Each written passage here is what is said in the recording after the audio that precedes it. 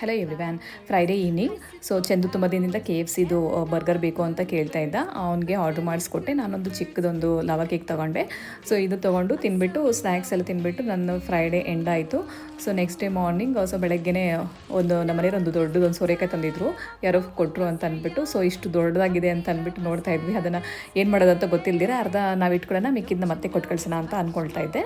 So ಮತ್ತು Saturday morning ಬೆಳಗ್ಗೆ ಬೇಗ ಲೇಟಾಗಿ ಎದ್ದಿದ್ದರಿಂದ ಸೊ ತಿಂಡಿ ಮಾಡೋಕ್ಕಾಗಿಲ್ಲ. ಒಂದೇ ಸರಿ ಅಡುಗೆ ತಿಂಡಿ ಎರಡೂ ಆಗುತ್ತೆ ಅಂತ ಅಂದ್ಬಿಟ್ಟು ಸೊ ಎಣ್ಣೆ ಬದನೆಕಾಯಿ ಸಾರು ಮಾಡಿಕೊಂಡು ಚಪಾತಿ ಮಾಡ್ಕೊಳ್ಳೋಣ ಅಂದ್ಕೊಂಡೆ. ಚಪಾತಿ ಮಾಡೋಕ್ಕೆ ಅಷ್ಟೊಂದು ಪೇಷನ್ಸ್ ಇರಲಿಲ್ಲ ನನಗೆ. ಸೊ ಹಾಗಾಗಿ ಎಣ್ಣೆ ಬದನೆಕಾಯಿ ಸಾರೇ ಮಾಡ್ಕೊಳ್ಳೋಣ ಅಂತ ಅಂದ್ಬಿಟ್ಟು ಮಾಡ್ತಿದ್ದೆ. ಒಂದು ಸ್ವಲ್ಪ ಗ್ರೇವಿ ಥರನೇ ಮಾಡಿದ್ದೆ, ರೈಸ್ಗೂ ಆಗೋ ಥರ ಚಪಾತಿಗೂ ಆಗೋ ಥರ. ಸೊ ಈ ರೆಸಿಪಿ ಬಂದು ಯೂಟ್ಯೂಬ್ ಚಾನಲಲ್ಲಿ ಅಪ್ಲೋಡ್ ಮಾಡ್ತೀನಿ. ತುಂಬಾ ಚೆನ್ನಾಗಿ ಬಂದಿತ್ತು ಎಣ್ಣೆ ಬದನೆಕಾಯಿ ಸಾರು ಅಂತೂ. ನೀವೆಲ್ಲ ಹೇಗೆ ಮಾಡ್ತೀರಾ ಅಂತ ಅಂದ್ಬಿಟ್ಟು ಕಮೆಂಟ್ ಮೂಲಕ ತಿಳಿಸ್ಕೊಡಿ. ಯಾರ್ಯಾರೆಲ್ಲ ಫಾಲೋ ಮಾಡ್ದಿರ ನೋಡ್ತಾ ಇದ್ದರೆ ಫಾಲೋ ಮಾಡ್ಕೊಳ್ಳಿ, ಸಬ್ಸ್ಕ್ರೈಬ್ ಮಾಡ್ಕೊಳ್ಳಿ ಯೂಟ್ಯೂಬ್ ಚಾನಲ್ಗೆ. Thank you.